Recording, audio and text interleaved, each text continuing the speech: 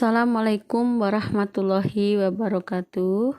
Pada kesempatan kali ini saya akan menyampaikan koneksi antar materi, kesimpulan dan refleksi pemikiran Ki Hajar Dewantara. Saya Sri Wahyuningsih MPD, calon guru penggerak Angkatan kedua Kota Jambi. Saya bertugas di SD Negeri 211 Kota Jambi.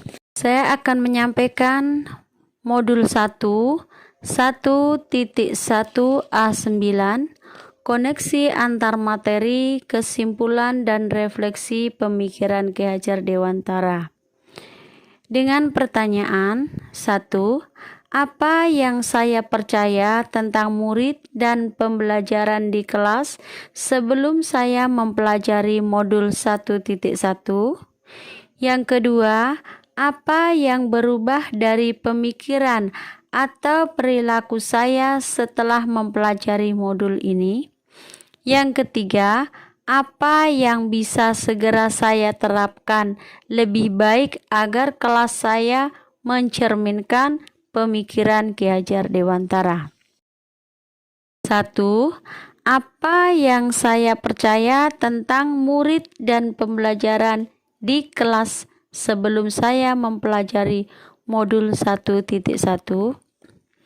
Saya tahu bahwa peserta didik memiliki kemampuan, karakter, kecerdasan berbeda. Namun, pendidik cenderung memaksakan peserta didik untuk memiliki kemampuan dan karakter yang sama. Maka yang terjadi adalah pembelajaran lebih banyak berpusat pada pendidik. Peserta didik hanya mendengarkan apa yang dijelaskan oleh guru, mengerjakan apa yang diperintahkan oleh guru, seolah gurulah yang menjadi pusat pembelajaran.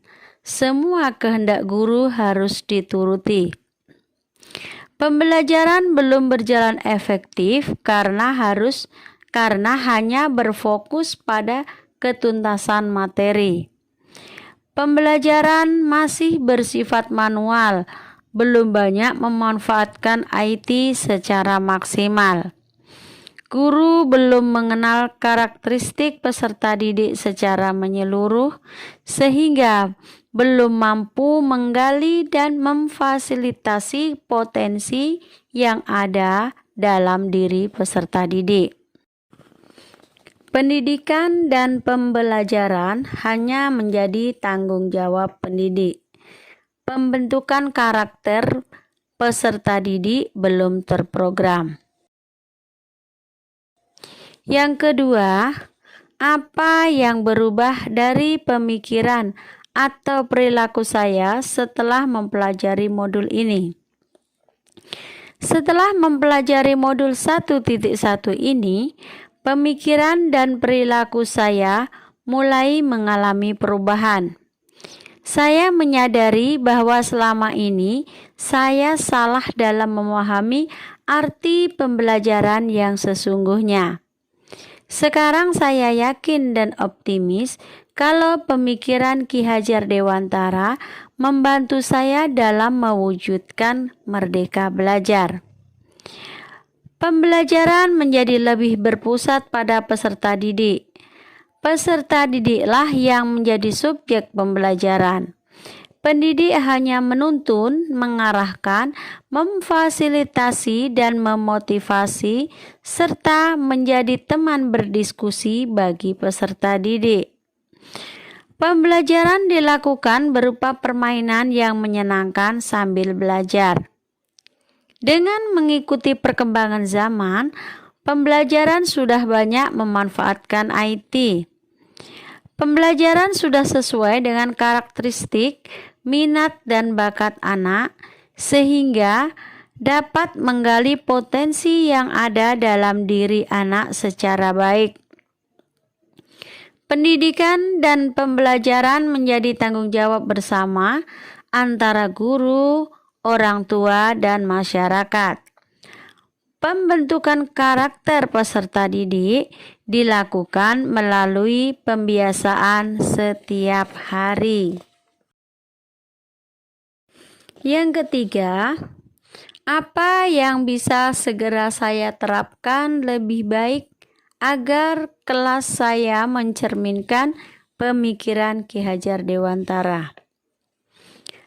Saya akan menerapkan kebijakan Merdeka Belajar di kelas yang saya ampu dengan menerapkan sistem AMONG. Menuntun peserta didik saya untuk berpikir kritis terhadap pembelajaran di kelas supaya lebih bermakna. Menumbuhkan keimanan, ketakwaan, dan berakhlak mulia, mandiri, bernalar kritis, kreatif, bergotong royong, dan berkebinekaan global, serta terwujudlah profil Pancasila pada diri peserta didik. Penyelenggaraan pendidikan berdasarkan Tri Pusat Pendidikan dengan mengimplementasikan asas konvergensi, konsentris, dan kontinu.